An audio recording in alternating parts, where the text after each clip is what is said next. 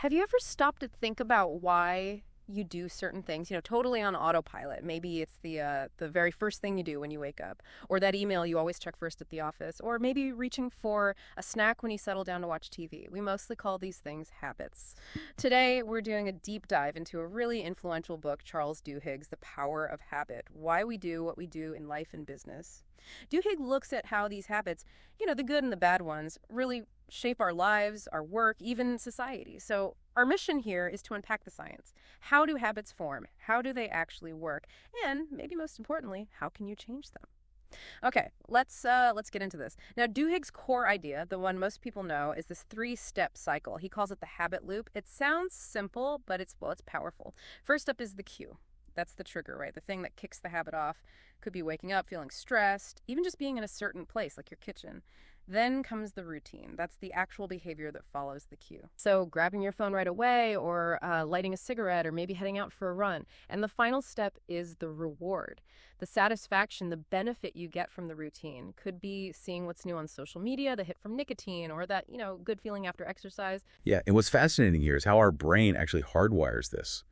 When you repeat that loop cue, routine, reward it, carves out a neurological path. It becomes more and more automatic. It's really the brain trying to be efficient, creating these shortcuts to save mental energy. We wouldn't function without them, really. Right, it needs those shortcuts. And that brings us to something that really powers this whole loop.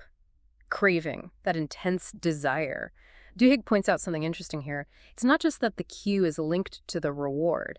It's the anticipation, the expectation of the reward that actually fuels the craving. Exactly. That anticipation is key. That feeling before you get the reward, that's what makes you do the routine again. Which does raise a big question, doesn't it? How much of our daily drive, our motivation, is really about chasing that expected future reward rather than the reward itself when it arrives? Right. That desire, that anticipation, that's the engine. It locks the habit in place. Okay, so we have the loop, we have the craving driving it. But what if it's a habit you desperately want to change?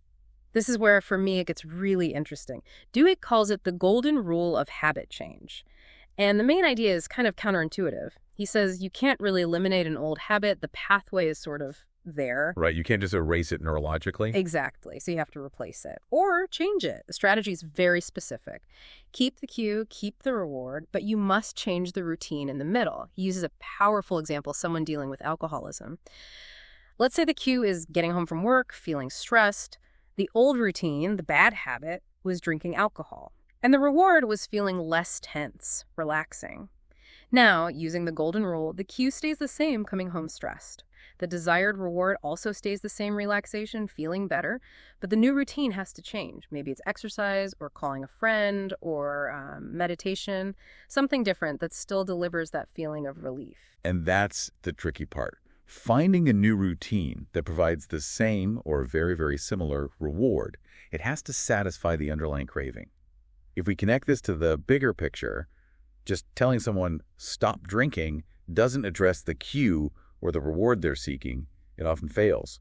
And Duhigg also brings in something vital here, the role of belief, believing you can change, and often the power of community-like support groups and actually making that new routine stick. That belief and community part seems crucial for sustained change. Absolutely. Without that conviction, that support structure, it's much harder to override the old ingrained pathway, especially under stress.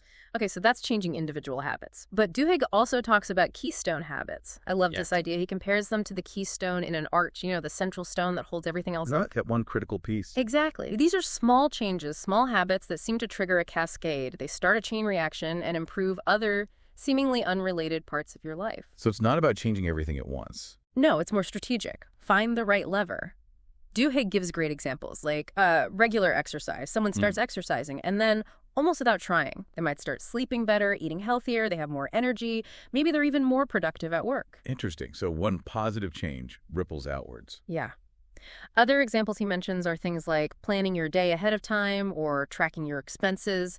Small actions, potentially big impact. He calls it a chain reaction of success. It's about finding those high leverage habits. So what does this all mean for you, for your daily actions?